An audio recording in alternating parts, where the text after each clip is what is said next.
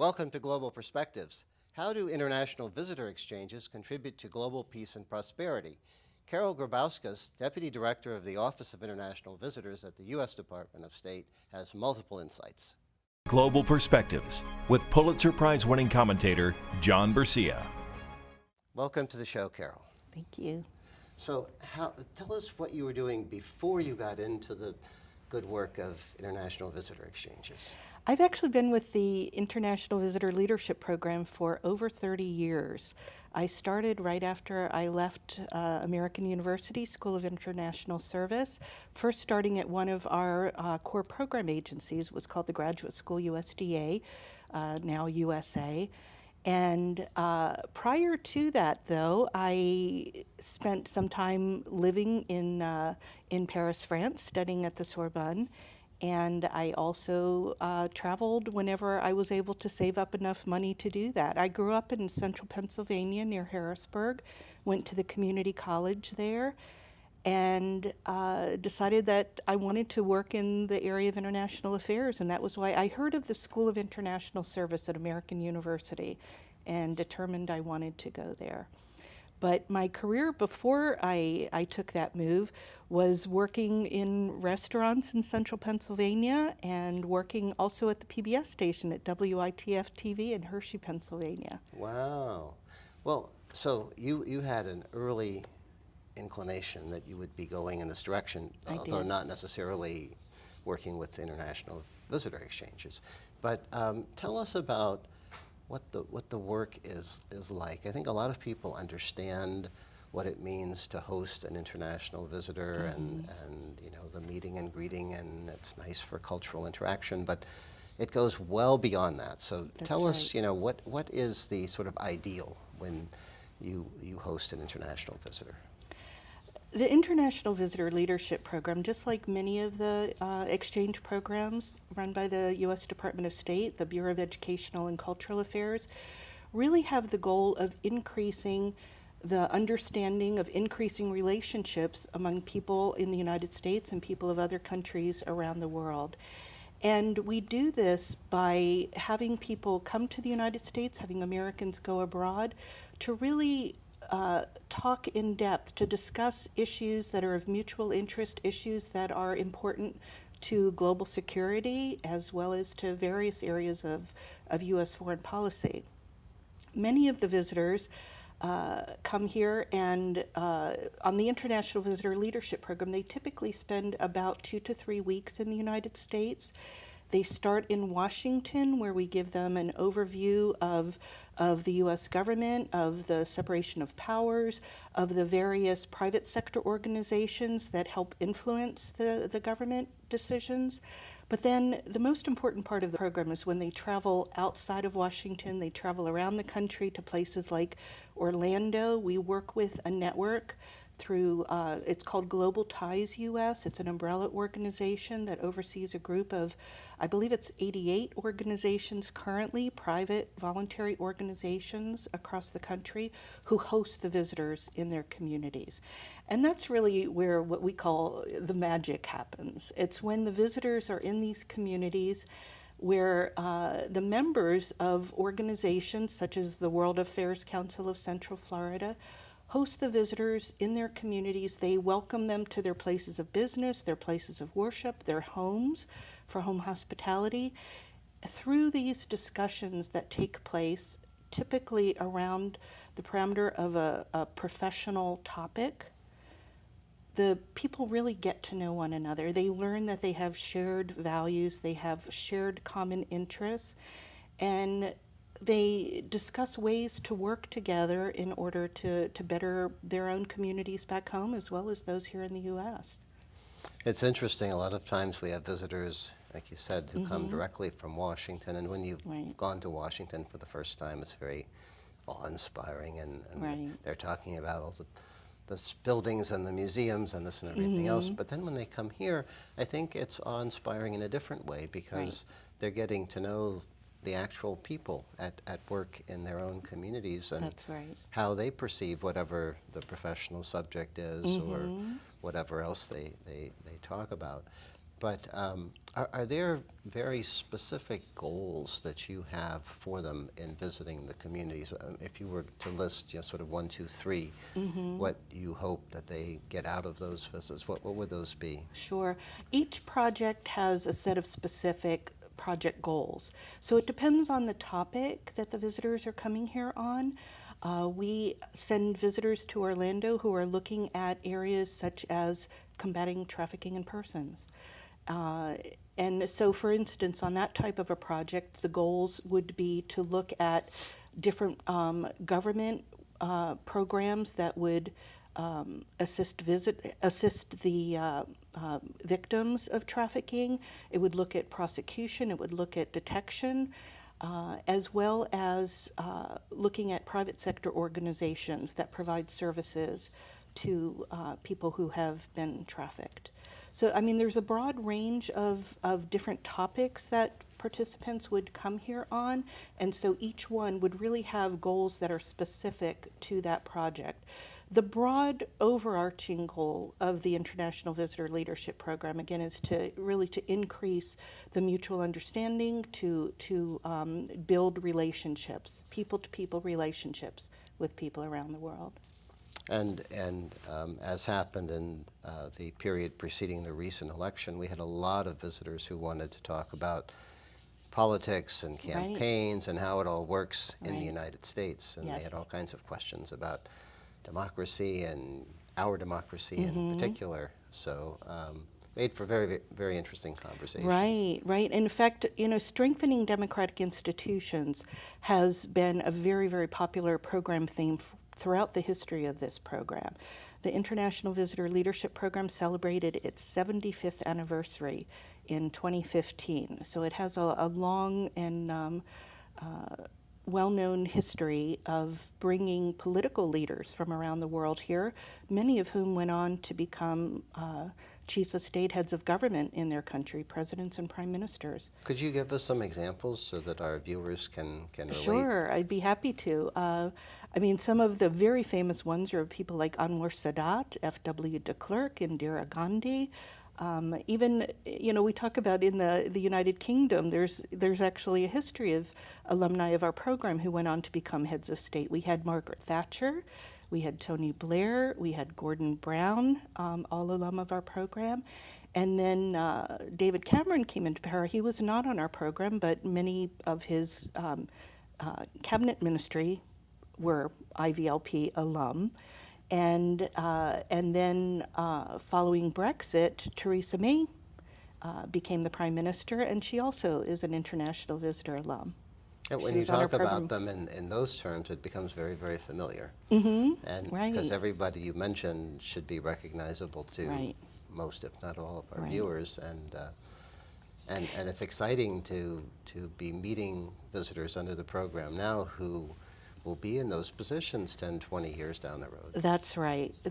In fact, that's what I say is really one of the amazing aspects of this program is that you never know somebody that you may be hosting in your home for dinner one evening, introducing them to your neighbor and family may go on to become a head of state in their country. And so you've played a role in helping to influence their opinion of the United States and ways that we can work together on areas of mutual interest. So it's sort of like planting seeds. You plant them here, and then they also carry the seeds back with them to their home countries. What ideally happens next? It's not intended to be just this wonderful get-together and discussion, and then you never see each other or talk to each other again. What ideally happens afterward? We hope that people are building networks. It's not an aid program, it's a relationship program. It really is an opportunity for people to come here to get to know people who are working in their areas of interest in their professional fields and build networks so that when they go home, they can continue that contact. And I can share a couple of examples that I think are pretty powerful results of our program. Over the last year, we heard a number of stories of as results of programs on combating trafficking in persons. I mentioned that issue earlier, but One of the stories, for example, a group met with an organization here that tries to combat trafficking, and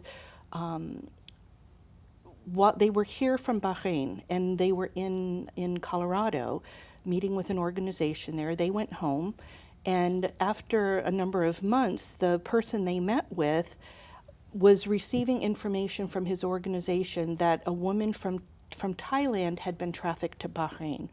And she was reaching out, she was somehow texting this person saying, please come rescue us. Here's where we are, please come help us.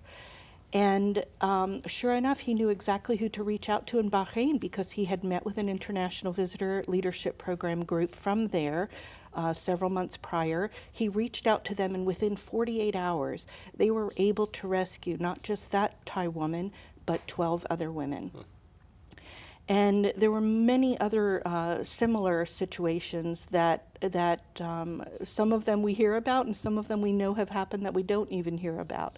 And there are just, multiple situations where people are inspired while they're here.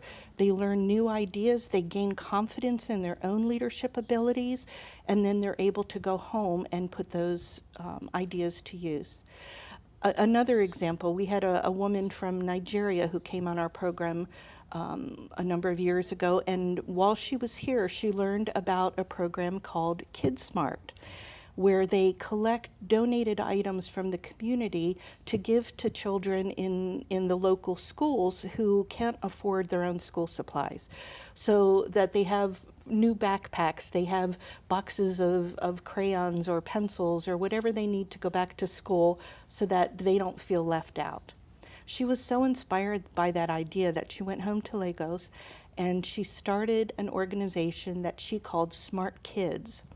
And she requested donated items. The first year, she managed to collect over 6,000 donated items that she gave to all of these different schools in Nigeria. It was such a success that it actually made the front page of the national newspaper. And she continued this program. The next year was able to collect 11,000 donated items. And so, both of these stories I just told are the result of just one meeting. No, they're remarkable stories. I'm wondering, do you ever have cases where visitors come and make a business connection, and then that leads to some kind of investment or trading relationship or something along those lines? Yes, I know that kind of thing has happened. Typically, we tell the visitors that they're not here on a program to seek out investments or to seek out specific business ties. However, we know that occasionally that does happen. And we do many programs for young entrepreneurs, for women entrepreneurs, to help them learn ideas about how to grow their business, how to find investment opportunities, how to develop business plans. And when they go home, oftentimes they do reach out to people that they met while they were here, and sometimes then they are able to find some type of market for their goods. Like you, I've been working with international visitors for a long time through these same organizations, and it's interesting to see how it has all evolved. Back in the day, for example, I would get a delegation from X country in the field of journalism. They would all be print journalists. Right. And right. Today, when a group comes over, it's actually fascinating because there's print, but there's also broadcast and online and social media, just a whole array of the media offerings, and it really gives you a sense of what's going on in those various areas in the host country. That's absolutely true. Every program that we do is an opportunity for people to share these ideas, to learn from each other, and to expand their base of knowledge. And that happens also with Americans. I know I was mentioning earlier how one aspect of the program is what we call home hospitality, where the participants not only meet with people in their professional area of interest, but are also invited to somebody's home for just a casual meal. And we heard from a host family one time the mother said, My children can speak intelligently about countries around the world that their classmates can't even find on a map. So I think it's really important to keep in mind that this program benefits not just the international visitors themselves who have the opportunity to come here, but also the Americans who really enjoy hosting them and learning about their countries while they're here. Now, you've traveled a lot to other countries. I Yes. seem to remember reading something about more than 40. Yes. And so when you're elsewhere as a visitor, do you think about some of the same things that you think about when you're hosting and programming visitors from other countries? It really is a wonderful opportunity to be able to go to other countries and meet with international visitors after they've returned home, or to also have the opportunity to meet with people who have never been to the United States and share with them more information about our society and culture and values. I was really fortunate to have the opportunity to serve as the acting cultural affairs officer at the U.S. Embassy in Nairobi during the summer of 2014. And during that time, I had the opportunity to go to Voi in the southeastern part of Kenya and observe a program in constitutional literacy that was created by some alumni of the International Visitor Leadership Program and some other programs from the Bureau of Educational and Cultural Affairs. What had happened is that while they were in the United States, they learned about how Americans know their rights. They heard people talking about freedom of speech, freedom of the press, freedom of religion, and they were inspired to go home and create this program to educate high school students, high school leaders in their country about their rights and responsibilities under their new constitution. And to be able to go to that country and observe how they were using what they gained from our exchange program was really an incredible experience. And I know that they were very, very pleased that they were able to impart that knowledge to the young people in Voi. I can appreciate how these programs have been important and effective in the ways you've just described in the past. And I'm wondering today, with so many things changing on a daily basis, and Thomas Friedman talks about the 3 accelerations and how those are affecting our lives. And we also seem to be in a period of human history where people, I don't know if it's because they communicate faster, they seem to react faster, and society seems to have become coarser.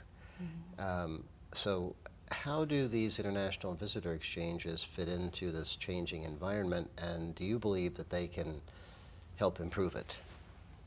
Maybe more so than ever before. I agree completely. I know they can help improve it. We've seen that time and time again.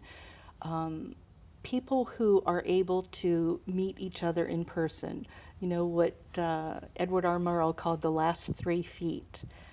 That is so critically important, particularly these days where global communication, so much of it is electronic, and that's an important area for us as well. And that's something that actually helps expand and extend the impact of international visitor and other exchange programs. However, we also understand that personal, that one-on-one communication, what we call the citizen diplomats, one handshake at a time, that opportunity to really get to know one another as a person in person is still incredibly valuable, in fact, probably even more so. And we've seen the power of these exchange programs to change people's lives, to help build peace and security around the globe, to contribute to more secure countries. And when other countries are more secure, the U.S. is more secure. These programs are so critical going forward. And the good news is we have had solid bipartisan support for these programs throughout the decades. One thing that I enjoy about hosting international visitors is that it's more of a traditional type of interaction than you frequently get here. And I'll give you an example. Oftentimes when I meet with people who are from the States, there's a lot of texting and so forth going on, even as the conversation or the lunch is happening. And it's not inappropriate, because that's the way things That's are the done way here. And things are sometimes they're even today, texting yeah. each other. But when it has never happened with a group from any country that I've hosted, that you don't see the cell phones, that there's really close attention being paid to what's being discussed. And, Glad and to it's, hear and that. it's refreshing. Right, right. But I'm sure as soon as they get out of the meeting, they're Yeah, oh, absolutely, absolutely, and that's fine. But the world today. to me, there's a time for that and a time Right. to put it aside and, That's right. focus Pay on what attention. you're discussing. Do you ever have cases where people come here and just become so painfully shy that you have to think of ways to draw them in? I know you do a lot of interviewing in advance to get the best candidates to come, but occasionally, what happens if it doesn't go as you've planned? Well, sometimes people are that way during the first few meetings, the first day, as they're getting to know the other people in their group. Most of our participants do travel in small or large groups now. And the good thing about traveling in a group is that if you feel that way, if you feel painfully shy, you can sit and listen to the others to hear them ask questions. And typically what happens is that by the third, fourth, fifth day, then you feel more comfortable and then you're more engaged. But in the meantime, you're listening and learning from everyone else. So. Now, how do you assess the effectiveness of the program, especially in terms of the way the visitor sees it? Does he or she typically do a written report evaluation of the visit? We currently do that type of evaluation of certain select projects.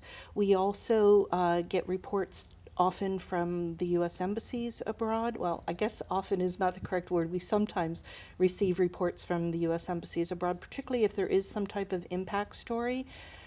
We're very excited because we're starting a brand new, we're calling it informally an evaluation app, but it's actually a mobile site that all of our participants will be able to go to and provide some evaluative information. And we're in the pilot stages of this new evaluation tool, and we're very, very excited about the possibilities that it presents for being able to gather very important data going forward. Can you give us a sense of the volume of visitors? I don't think people Sure. typically understand just how many come. Right. On the International Visitor Leadership Program, we typically bring about 4,500 to 5,000 visitors per year from all over the world. And are there certain regions that are of greater interest or favored for one reason or another? Yes. The decisions as far as how the money is going to be spent, where it's being directed, are based on top foreign policy priorities. And so, of course, for the last 15 years, most attention has been paid to the Middle East, what we call North Africa, Near East, as well as South and Central Asia, which would include Pakistan and Afghanistan and India. And so different regions of the world at different times are very, very critical to us. We've also had a focus on East Asia more recently, and that's been an area that typically has not received quite as much funding as it really needs. In fact, overall, exchange programs are a tiny, tiny part of the budget. And it really is a shame because the impact that it has is very, very powerful. And we would love to be able to do more. Wonderful. Well, it's been great having you, Carol. Thank you Thank for you. joining us today. Thank you so much. And thank you. For Global Perspectives, I'm John Bercia, and we'll see you next time.